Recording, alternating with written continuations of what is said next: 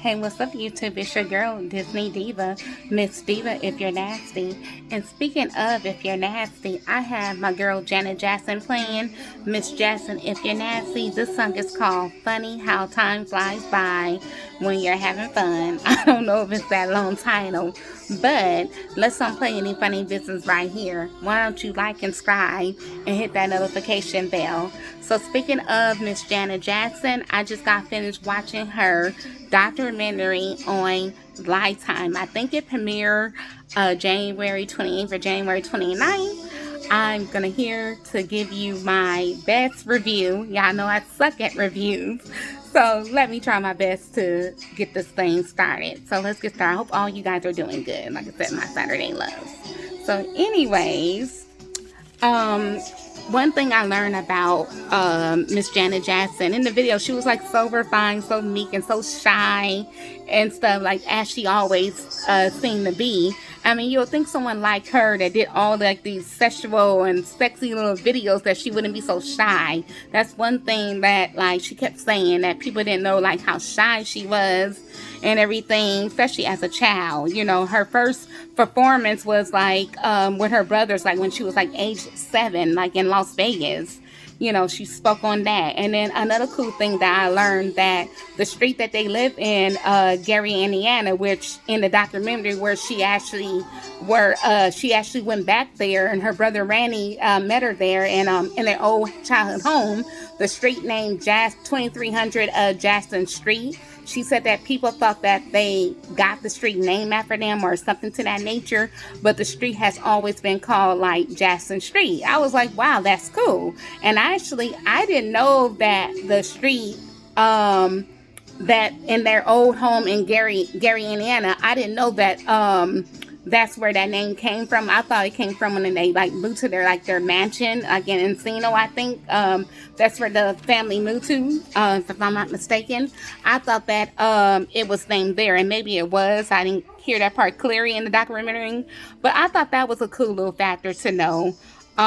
She also mentioned how close she and Randy was, and Michael, that they were called like the three amigos. Like all she really had was just like her siblings to be her friend, but she was closest to like Randy and Michael. I mean, I thought that was really cool. Like her first time performing ever in her life was like in Las Vegas when she was like 7. Like she was just put into like the limelight of performing. She mostly did some of her performance with all her siblings, but mainly like with Randy, since they were like both the youngest siblings, if I believe so. Another thing, like I said, I'm looking at notes. That's why I am like looking down. I have like a lot of little great things. I'm just trying to like pull like bits and pieces of little things that I had like learned this documentary, because so much. I mean, it was such a good documentary, and I don't want to say too much or give too much away, or at least I'm trying not to. Another thing that I learned about her is how like growing up, how when they moved to, I think, to Encino, right? They had an account of one of her neighbors saying how they were like the first black family to move into the neighborhood. No one ever really seen like people like them, like with their afros and stuff. Growing up like in school, she was saying how like she had a hard time growing up in school because give me 1 second, guys. My bad. I just want to turn that down a little bit. Okay, yeah, I know. Like I said, this is not a professional channel. So anyways, growing up like in their hometown, like in Encino, right? She was talking about how like she just experienced like racism and stuff. How like in school people would like want to touch her hair and like touch her skin, and how she was just saying like how my bad. I'm sorry, I'm still getting used to this TV. I'm thinking I'm turning it down and maybe it's not all the way down. My bad. Anyway, so she was just saying like how in school, how people would think like her skin color like would come off, and students or teacher would approach her and say stuff like, oh, does this come off? And she said smartly like, no, does yours? I mean, wow, just think of that. And then she was saying how people would like use the N-word towards her, or maybe yell it outside their window. It was just crazy. And then the craziest thing I learned, how she was saying how there was like in a petition to get them out the neighborhood. I mean, that is just totally crazy to me. Another thing I found crazy was that this is going like maybe like into her her adulthood, how she really wanted to go to like the college. She wanted to go to like a business school. She wanted to be like a lawyer, but her father was like, no way, Jose, you're going to be singing. Because like, I think she said that how she, they had a studio in their house and she recorded the song. And she said, silly her, she didn't delete the song, but her father and Randy heard the song. So that's when her father said, yeah, you definitely need to have a career in singing. So that's how that all got turned off. But she really wanted to go to college to become like a lawyer. And she wanted to go to Pepperdine University. But she was just saying that, you know, what parent didn't want their kid to go to college. But she didn't have that type of lifestyle. She said that when she was like a little girl, she wanted to be in Girl Scouts. She wanted to be in gymnastics. She wanted to do the things like other children were doing. But at that time, she was busy like, you know, working in the family business, you know, singing, performing, and entertainment. You know, it was just a lot that she was saying about herself. They talked about so much about the control of their father. Another funny thing that they shared was that how like the Jackson find themselves, how when the dad would put up, I mean, they did like a lot of horse playing, but when the father put up, they started to pretend like they were actually like practicing their music and practicing with their instrument, and you know they were slacking off. That was kind of funny because she was laughing at that. I thought that was hilarious too. What else can I say about this documentary without giving too much away, or a little bit bits and pieces away of it? I mean, it was just overall good. They talk about like James DeBarge from the DeBarge family, you know, with his use of drugs, and how she was saying that somehow she found herself attracted to people using drugs. I think she got married at 18. She felt like that was the only way she could get free from her father was to get married, you know, get free of her own life. It was crazy because I remember her saying something how that after her wedding, she was in this hotel room and her husband left her like 4 hours by herself. I mean, at the time she didn't know he was on drugs. And just so many times of her having like at 3 or 4 in the morning go out and have to look for him, and them fighting over pills because she was trying to save him. I mean, that was crazy. And then this whole alleged thing about her secret daughter, which is not true, and how they were saying how Reedy was raising her child and all that crazy stuff, you know, how they're just saying that's not true.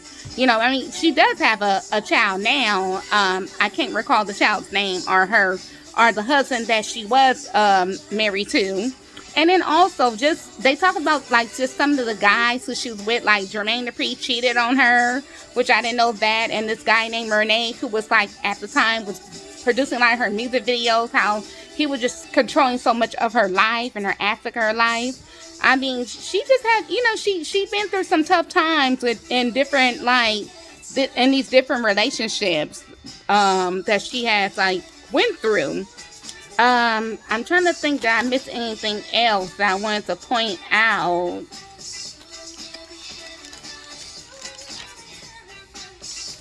I think I almost covered everything. Like I said, I was trying not to get too much away. I mean, I really did enjoy this documentary. I was looking forward to seeing this. I hope you guys get a chance to watch it. I don't know if I covered every single basis of this documentary, but Janet had some rough and hard time. It was also another thing I wanted to say, how she felt like at a certain point in her life, how she was so close to Michael.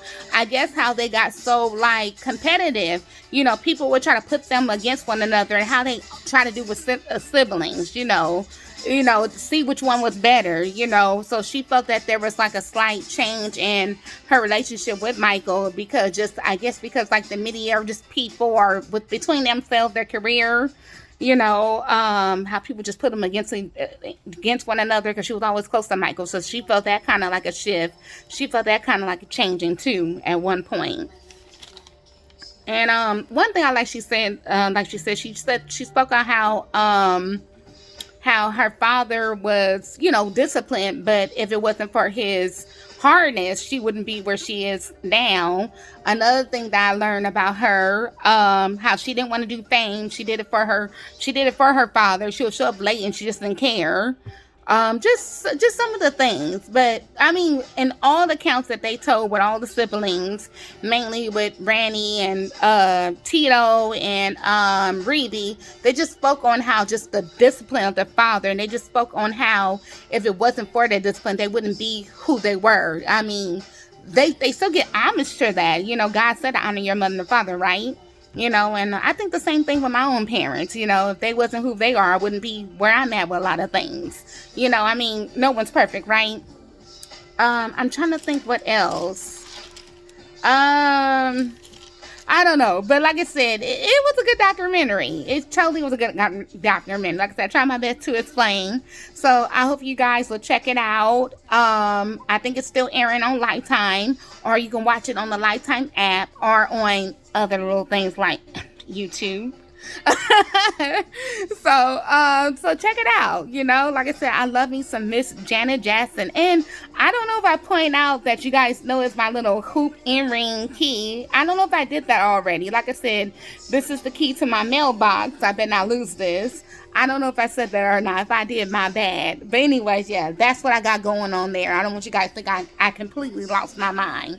And another quick thing I want to say, because this is countdown to my birthday, I was able to book a reservation for Napa Rose on March 31st at 10:55. So hopefully it's called the Disney Princess Adventure Breakfast. And if you guys don't know what I'm referring to, please go back into my archives of all my videos and check that one out, where you see me acting all crazy in front of Tiana, and where I was giving my review about the breakfast and everything. So this will be my second time doing this breakfast since it came back last year when Disneyland opened up.